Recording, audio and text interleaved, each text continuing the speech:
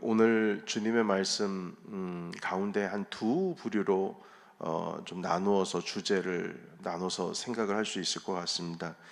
첫 번째는 11절에서 12절 말씀이고, 그리고 13절에서 25절 끝절까지 볼 수 있을 것 같습니다. 먼저 그 11절과 12절은 그 복음 전도에 대한 내용입니다. 우리는 복음 전도 생활이라고 하면은 복음을 직접 말과 말로, 입에서 귀로 이렇게 전하는 것만 생각을 하고 있습니다만, 오늘 성경에서 말씀하시는 것은 복음을 가르치고 전파하고 입에서 입으로 이렇게 복음을 말로 전달을 하는 그런 전도뿐만 아니라 제3의 복음 전도 방법인 삶으로 복음을 전파하는 그 내용에 대해서 말씀하고 있습니다. 11절에 보시게 되면 너희 영혼을 거슬러 싸우는 육체의 정욕을 제어하라. 욕심대로 살지 마라. 본능대로 살지 마라. 마음이 가는 대로 살지 말라. 깨끗하게 삶을 살아라. 이렇게 말씀을 하고 있습니다. 이것이 복음 전도 방법이라는 겁니다. 내가 절제하고 금욕하고 그리고 육체의 욕심, 정욕을 제어하는 겁니다. 이것이 왜 복음 전도냐면 12절 같이 읽겠습니다. 12절 시작. 너희가 이방인 중에서 행실을 선하게 가져 너희를 악행한다고 비방하는 자들로 하여금 너희 선한 일을 보고 오시는 날에 하나님께 영광을 돌리게 하려 함이라. 아멘. 이 말씀은 예수님께서 우리에게 주신 말씀과 동일합니다. 너희는 세상의 빛이다. 너희의 착한 행실을 보고 이방인들이 하나님께 영광을 돌리게 하라 하신 그 예수님의 말씀과 지금 이어진다고 볼 수가 있겠습니다. 우리가 믿는 자들이 신실하고 좋은 행실을 갖는 것을 교회뿐만 아니라 우리 밖에 나가서 우리의 삶 속에서 하나님의 말씀을 이렇게 실천하는 것은 곧 그 삶이 복음이 되어서 하나님께 영광을 돌리는 데까지 나올 수 있다는 겁니다. 저도 한국에서 부교육자 목회를 할 때에 그 새로 들어오신 분에 대한 그 신방을 하고 하면 그분이 왜 예수님을 믿게 되었는지에 대한 이야기를 듣는 때가 좀 많이 있었습니다. 그리고 제가 섬기던 교회는 전도 활동을 너무나 적극적으로 할 정도로, 그리고 새신자 처음 이제 교회를 처음 발걸음 딛는 분들을 위해서 1년에 적어도 3번 정도 8주씩 프로그램을 돌리던 교회였습니다. 그러니까 항상 교회 가면은 교회 처음 나오시는 분들이 정말 많았습니다. 그래서 그분들에 대한 이야기를 이렇게 나누게 되면 왜 예수님을 믿게 되었는지 나와 있는데요. 그들 중에 이런 말을 하는 분이 있습니다.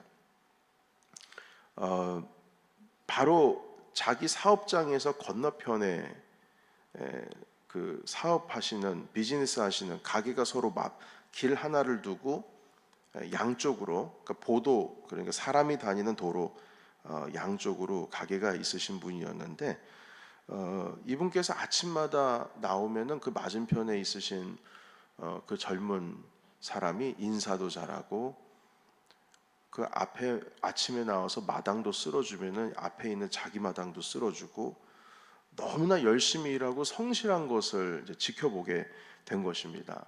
그래서 알고 보니까 이 맞은편에 계신 그 젊은 남자분이, 그 비즈니스를 운영하시는 분이 교회 다니시는 분이셨어요. 바로 제가 섬겼던 그 교회의 집사님이셨죠. 저희 교구 집사님이셨습니다. 그 분을 한참을 지켜보다가 저분의 저 행동과 저 인품과 저 성품이 바로 믿음에서 나오는 게 아닌가라는 생각을 하게 됐다는 겁니다. 그래서 당신이 믿는 하나님이면 나도 믿을 수 있겠다. 왜냐하면 복음 전도에 대한 그 방향을 두고 있는 교회이기 때문에 뭐 주변에 있는 사람들 많이 전도해야 하니까 바로 앞에 가게집 그 사장님을 전도를 하신 거예요. 그러니까 당신이 믿는 하나님은 나도 믿을 수 있을 것 같다 해서 전혀 거리낌 없이 그냥 그 자리로 교회 오신 경우입니다.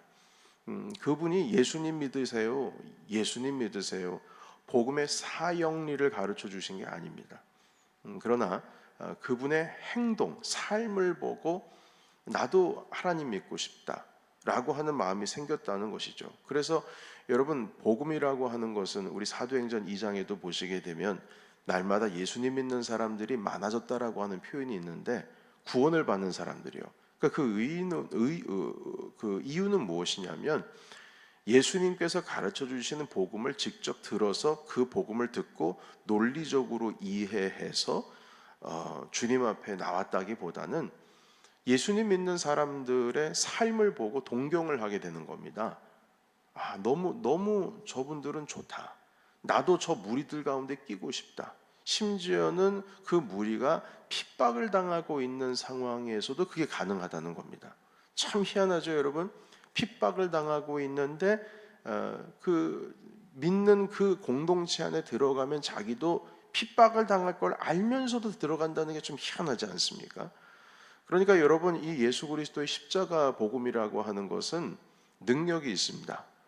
그런데 그 능력이라고 하는 것은 예수 그리스도의 십자가의 그 길을 정말 온 힘을 다하여서 지나가고 있는 자들에게 능력이 나타나는 것이지, 대충 그냥 살고 신앙생활을 하나의 선호하는 것으로, 내가 살아가다 보니까 그것도 필요하고 이것도 필요하니까 내가 사는데 좀 도움이 되지 않을까 해서 신앙생활하는 그 정도의 어떤 그 신앙생활 가지고서는 하나님께 영광을 돌리는 것도 못할 뿐더러 세상 가운데 변화를 일으키는, 심지어는 고통당하고 핍박당하는 자들 가운데 있어서 영향력을 절대 끼치지 못한다는 것이죠.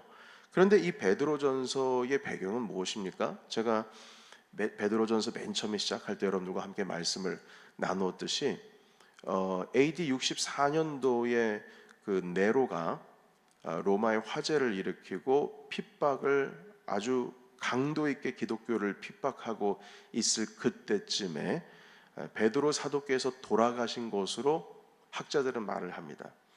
그런데 그 돌아가시기 바로 1년 전 혹은 2년 전 63년도에 이 베드로전서를 직접 베드로 사도께서 쓰셨다. 그러니까 한마디로 그때의 분위기는 기독교를 핍박하는 분위기입니다. 극에 달한 것이 바로 로마 대화재를 기점으로 해서 더 극심해졌죠.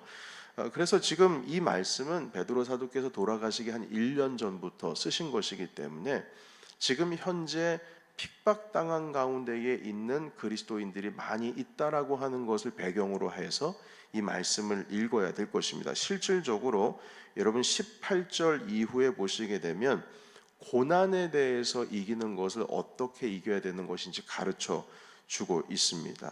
여러분 보십시오. 19절 제가 읽겠습니다. 부당하게 고난받아도 하나님을 생각함으로 슬픔을 참으면 이는 아름다우나 죄가 있어 매를 맞고 참으면 무슨 칭찬이 있으리요. 그러나 선을 행함으로 고난을 받고 참으면 이는 하나님 앞에 아름다우니라. 21절 같이 읽겠습니다. 시작. 이를 위하여 너희가 부르심을 받았으니 그리스도도 너희를 위하여 고난받으사 너에게 본을 끼쳐 그 자취를 따라오게 하려 하셨느니라. 아멘. 고난받는 자들에게 예수님의 자취를 따라가자, 이렇게 말씀을 하고 있어요. 그래서 여러분, 선을 행하고 있는 자들 가운데 있어서 그때 당시엔 기독교에 핍박이 있었으니까요. 그래서 12절에 있는 말씀을 보면 이런 표현이 있죠. 너희를 악행한다고 비방하는 자들, 그러니까 핍박하는 자들이죠. 그러니까 그 자들에게 너희의 선한 일을 보고 하나님께 영광을 돌리도록 하기 위해서 우리가 삶으로 그들에게 보여주자, 이렇게 지금 말씀을 하고 있는 겁니다. 심지어 나를 핍박하고 있음에도 불구하고 말이죠, 악행을 행한다고. 실질적으로 그때 당시에는 로마 사람들에게 어떤 소문이 돌았냐면 근친상간한다고 그랬어요. 기독교인들은 다. 왜냐하면 형제자매라고 하잖아요, 서로가. 그래서 근친상간하는 아주 더러운 짐승보다 못한 부류가 바로 기독교인이다 해서 핍박을 했고, 그리고 사람을 죽여가지고 피를 마시는 그런 종교 집단이라고 소문이 돌았습니다. 왜냐하면 우리가 매번 모일 때마다 성찬을 행하지 않습니까? 이것은 너희를 흘리는 너희를 위한 내 피다. 그러니까 피를 마시는 종교다 해가지고 핍박했습니다. 그래서 얼마나 많은 핍박이 있었는지 오해와 오해가 거듭나서 결국에는 미친 네로가 기독교인들에게 자기의 미친 모든 행동을 다 뒤집어 씌우는 거죠. 로마 대화재를 일으키고 나서 기독교인들에게 뒤집어 씌우고 난리도 아니었습니다. 그때 사자밥 되신 기독교인들이 정말 많았거든요.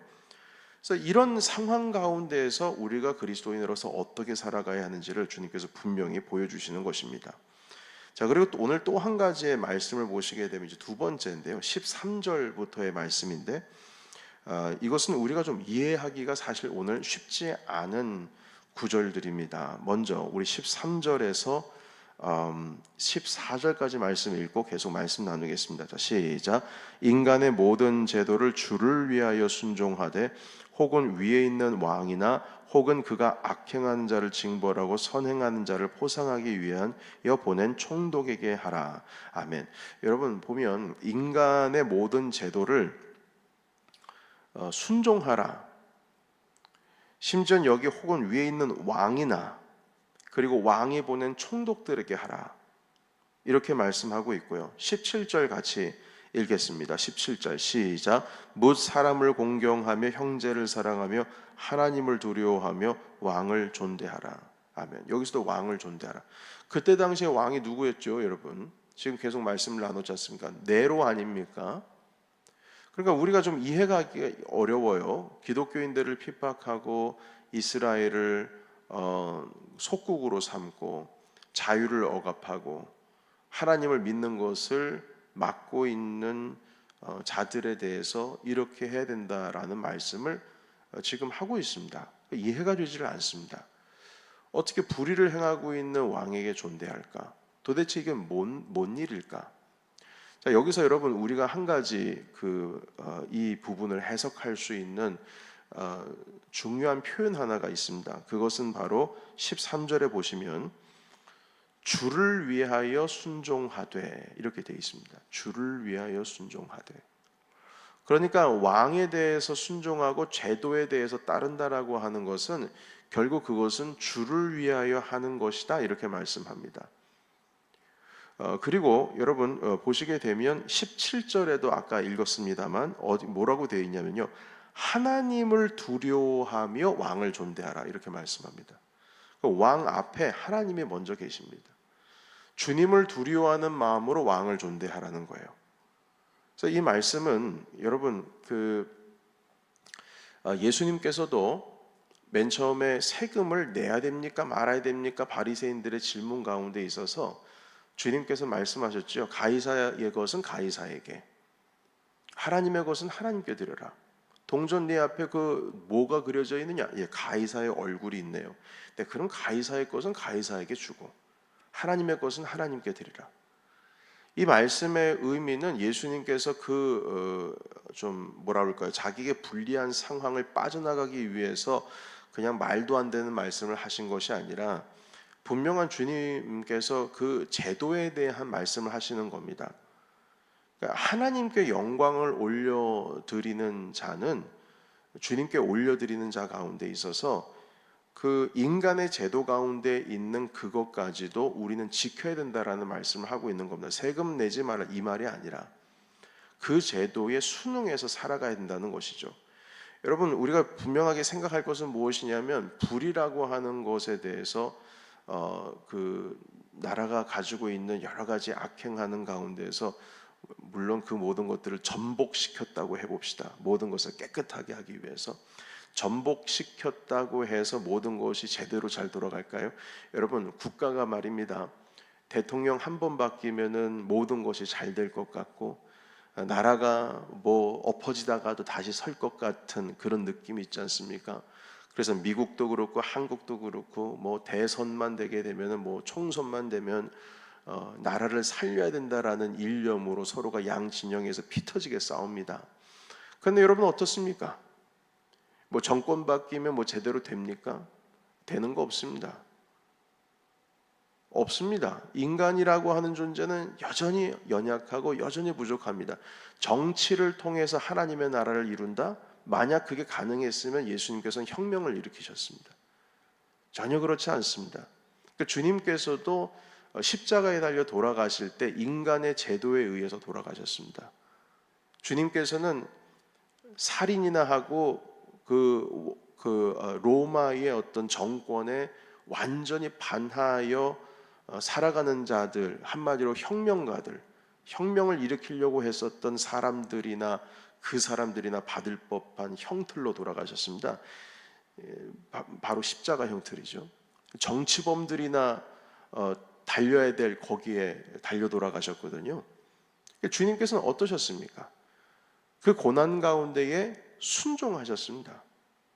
근데 그 순종이 누구를 향한 순종입니까? 인간의 제도에 대한 순종이지만 결국에는 하나님을 위한 순종으로 십자가에 달려 돌아가셨습니다. 여러분, 이 놀라운 신비로운 이 진리를 우리가 잘 깨달아야 알아야 될 것입니다. 저도 이 말씀을 읽으면서 사실은 수없이 많은 고민에 빠집니다. 예를 들면 과거에 본 회퍼 목사님께서 독일 사람이신데 독일의 어떤 핍박을 피해서 뉴욕에 오셔서 여기서도 가르치셨던 것으로 알고 있습니다. 그런데 이분이 히틀러에 대해서 이건 하나님의 나라를 완전히 망치는 사단이다 해서 총 들고 가셔가지고 암살을 하려고 하셨거든요. 그런데 그걸 실패하셨어요. 그래서 그분이 결국에는 형장의 이슬로 돌아가셨습니다. 이게 총살로 돌아가셨어요. 돌아가셨는데 많은 신학자들이 말합니다. 만약에 본회포 목사님께서 살아계셨으면 오늘날에 우리가 가지고 있는 수많은 난제들을 해결할 수 있는 최고의 신학자가 되었을 것이다. 그런 말씀들을 제가 신학교 다닐 때 들었었거든요. 근데 그 본회포 목사님께서 직접 총을 들고 히틀러를 암살하러 가는 그 행동이 옳은 것이었느냐 아니었느냐라고 했을 때 저는 지금도 갈등입니다. 이게 맞는 것인가 아닌가. 저는 심지어 그 부분에 대해서 부친께 여쭙기도 했어요. 아버지께서는 어떻게 생각하시냐고. 여러분, 아직 저는 결론을 못 냈습니다. 그러나 성경에 의하면 하나님을 두려워함으로 왕을 존대하고, 심지어 여기서의 왕은 네로입니다. 그리고 하나님을 위하여, 오늘 아까 읽었던 말씀 보시면 13절에 주를 위하여 순종하되 위에 있는 왕을 순종하라. 여기서도 이 왕이 네로입니다. 자, 그랬을 때 우리가 이 말씀을 정확하게 이해해야 될 것은 또 어느 부분을 통해서 이해할 수가 있냐면, 여러분 21절에 있는 말씀입니다. 21절 다 같이 읽어보겠습니다. 자, 시작. 이를 위하여 너희가 부르심을 받았으니 그리스도도 너희를 위하여 고난을 받으사 너희에게 본을 끼쳐 그 자취를 따라오게 하려 하셨느니라. 아멘. 여기서의 고난이라고 하는 것은 핍박을 의미합니다. 그러니까 너희가 지금 핍박을 당하고 있는데 너희에게 본을 끼쳐서 예수님께서 지나가셨던 그 자취를 따라오게 하기 위해서 지금 그렇게 하신 것이다, 이렇게 말씀하시거든요. 그래서 그때 당시에 로마의 핍박 가운데 있을 때에 기독교인들이 리벤지를 안 합니다. 예수님께서 가신 길을 우리도 따라간다 하고 사자밥됐습니다. 톱으로 썰림을 당하고 감옥에 갇히고 반항을 하지를 않습니다. 그러니까 로마 그 정치인들이 하여튼간 돌아버리는 거예요. 아니, 어떻게 반항도 안 하고 그냥 죽이면 죽는다고 목 내놓고 저렇게 살아가나. 예수님께서 도살장에 끌려가는 어린 양이 끌려가는 것처럼 그렇게 똑같이 당시의 초대교회 교인들도 끌려가는 겁니다. 이게 바로 신앙이다. 하나님을 두려워함으로. 이게 도대체 뭔 일인가 싶은 거예요. 그랬을 때 저는 이 말씀을 읽을 때에 단순하지 않을까. 예수님께서 하신 일을 그대로 그 자취를 지금 따라가고 있는 것이 아닌가. 이렇게 말씀으로 이해할 수밖에 없을 것입니다. 사람의 생각으로는 합리적인 것이 옳은 것이고, 그리고 이성적으로 이 맞는 것이 이게 맞는 것인 것인데 어떻게 맞지 않는 것에 대한 순종을 지금 말씀하시나. 다만 저희가 이 말씀을 붙들었을 때 한 가지 하나님 아버지 앞에서 우리가 붙들 수 있는 것은 하나님을 두려워함으로, 그리고 주께 순종함으로, 그리고 주님께서 가신 그 자취를 따라가는 것 같이 이 세 개의 문장에서 이 어려운 난제를 해결할 수 있는 답이 있지 않나라고 이 부족한 목회자가 말씀을 읽으며 깨달았던 말씀을 여러분께 나누게 됩니다. 주를 위하여 순종하라.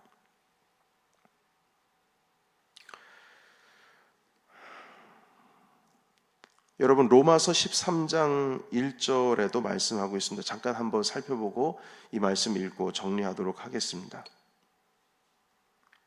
13장 1절에서부터 2절까지의 말씀입니다.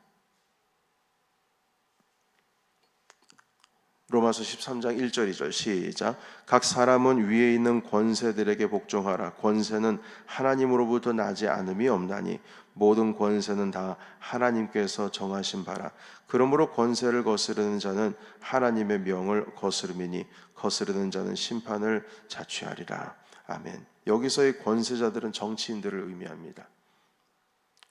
그러니까 이때 바울 사도께서도 로마에게 이 편지를 쓸 때도 뭐 베드로 사도께서 계셨던 그때랑 뭐 별 다르지가 않습니다.